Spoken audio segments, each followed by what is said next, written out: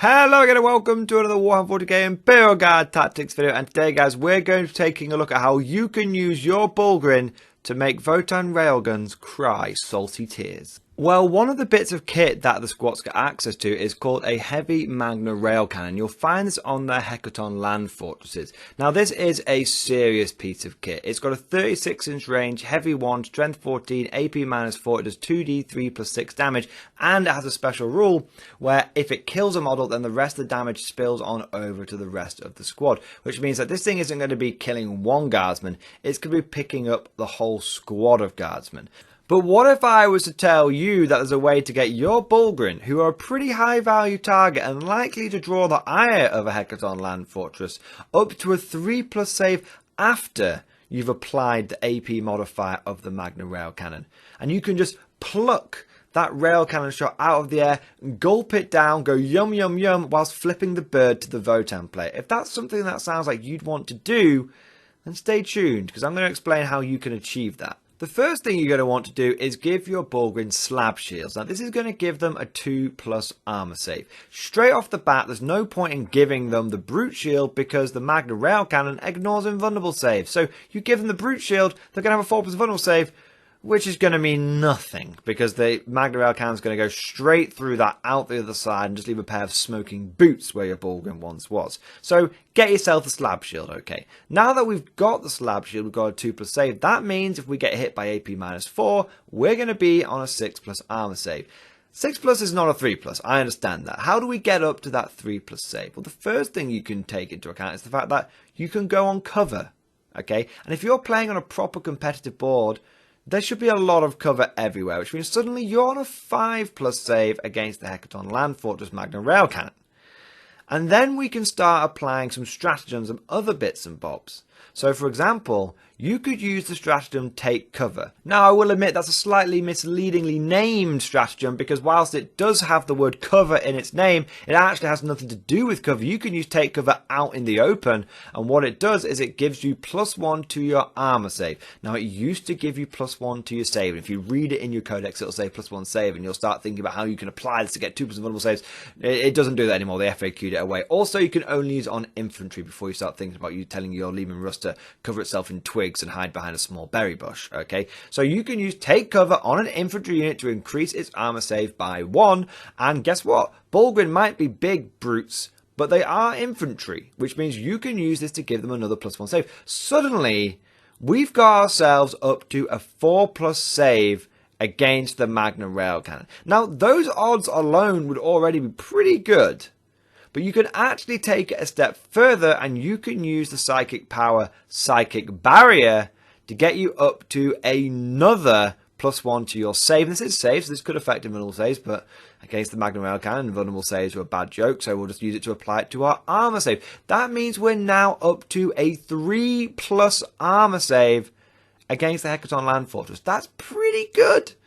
Pretty good. That means 33% of the time you're going to eat it, and maybe 2 other Bullgrins are going to eat it as well, but 66% of the time you are going to be able to absorb a Magna rail cannon blast to the face, and considering it's only a one-shot weapon, that's a pretty big deal. On top of this, there's nothing stopping you from using a command point reroll if you do fail the armor save. So you've already got the odds in your favor, and you've got that CP reroll in your back pocket to mean that you've got a really good chance of being able to not only tank one of these things, but multiple of them. When you think about it, if someone takes 3 of these land fortresses and they shoot at you with all 3 of them, even if they get all 3 hits through, all 3 wounds through, good chance they'll do that with judgment tokens and other manipulations that they've got, only one of those statistically should actually go through and start damaging your Bullgrin, and even if it does, you've got the CP reroll in your bag to try and make that one go away as well. And there are a few other reasons why I quite like this strategy. You see, it's not regiment specific.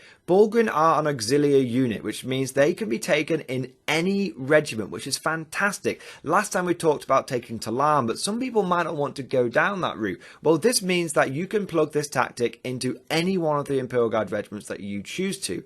Another thing to take into account is that Bullgrins have recently had a points decrease. They're actually only about 30 points a model right now, and that makes them quite affordable. And if they're affordable, affordable. That means if things don't quite go the way you want them to, if you lose a few Bulgrin, it's not the end of the world. It hasn't taken a huge chunk out of your army list. And on top of this, it doesn't require you to take any extra units you probably weren't already taking.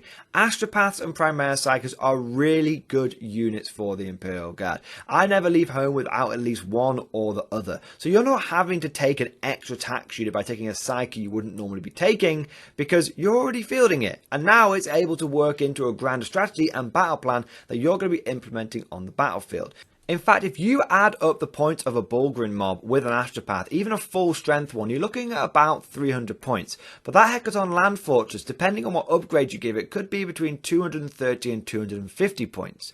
Now, if you've only facing off against one Hecaton Land Fortress, and it's firing into your Bulgrins every single turn, with that CP reroll in the back, there's a good chance that you might just tank every single shot that this thing does, and they've just waited a 250 point unit, but you've got your Bulgrin running around beating the crap out of them. Now, I know that I've painted a really rosy picture of how this Bulgrin mob might work, and there are a few things you are going to have to be aware of, because no strategy is foolproof, and there are always weaknesses that you're going to have to try and play around and be aware of. The first one being that if you do fail that save, there's a chance that that Hecaton Land Fortress is going to be able to pick up 3 to 4 Bulgrin in one go, because the damage does spill over, and that is massive, okay? So it's kind of all or nothing. Either you tank it, or you lose half a squad in one go.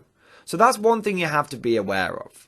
Another thing you're going to have to be really careful of is them using their Berserkers to get the drop on your Bulgrin. I'm going to be honest with you guys, Bulgrin into Berserkers, the Berserkers are probably going to tear them apart every single time. You do not want to be using your Bulgrin to be engaging with their Berserkers. You see, those Berserkers have got AP -3 weapons and the flat damage 3, so every save that you fail is going to lead to one of your big boys going down. And on top of that, you can't use a couple of your ways of boosting your armor save in combat. For example, you can't use light cover in combat, and you can't use the stratagem take cover in combat either, which means that even with Psychic Barrier, you're only going to be on a 4+ save against those Berserkers. Really, what you want to do to try and play around this is get those Berserkers to fight chaff units that you don't really care about, like Guardsmen, and then use your Bulgrin to beat the crap out of their core units, such as their Hearthkin Warriors. Now, I know those Hearthkin Warriors do have Void Hardened armor, which means that the AP -1 of the Bulgrin isn't going to be doing much to them, but they only have a 4+ save base, and Bulgrins get a lot of attacks. It is easily possible to get your Bulgrin up to 5 attacks per guy on the charge. That means you've got 45 attacks. That is going to really mash the heads in of a lot of those Hearthkin Warriors. Even if they've got some kind of invulnerable save shenanigan, you don't care about it. They're on the 4th anyway. Even if they've got extra toughness, you don't care about it. You're strength 7 with your Bulgrin. So I think that Bulgrin are a really effective bully unit against enemy Hearthkin Warriors. So I think the play here is screen out their Berserkers with your chaff and then shoot those Berserkers to death. Don't give them the chance to fight on death into your Bulgrin or anything like that. And then use your Bulgrin as a counter-attack unit to clear them off those middle objectives. Because once the enemy Berserkers are down, we've shown how durable Bulgrin are against the enemy shooting. Even the enemy's most powerful Magna rail cannon weapons, Bulgrins have a really good chance of tanking it. And so if you can absorb the Berserker charge and then push back with a big old block of Bulgrins, you should be able to effectively take that middle board and be able to hold it thanks to your mega durability. But that's everything we've got time for today. Let me know what you think down in the comment section below. Do you think Bulgrins are viable into Votann, or do you think realistically they're just not going to work? Let me know what you think. And of course, if you enjoyed today's video, please consider giving it a like. And if you want to see more stuff like this and more tips on how you can try and play into Votann, then consider subscribing to the channel. If you really enjoyed today's video and you want to see more content like this, then please consider becoming a channel member or Patreon supporter. It is thanks to the very generous support of my channel members, of my patrons, that I'm able to do Mordian Glory full time now,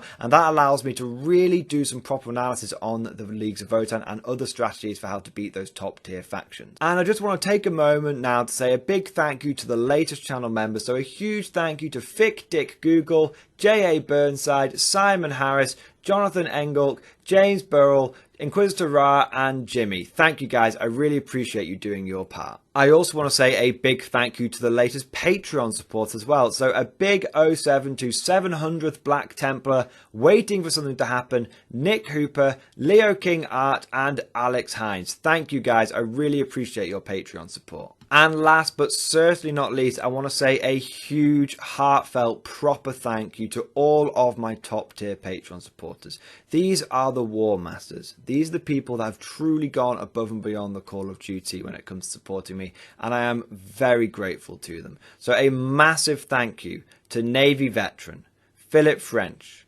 Ross Miller, Tekwal, Alex Dengal, John Stubbs, Nicholas Walsh, Swordfish Trombone, Diesel Fox, and of course, August Varney. Thank you guys, your ongoing support really makes a huge difference. I hope you've all enjoyed today's video. Thank you for watching, and as always, I'll see you guys next time.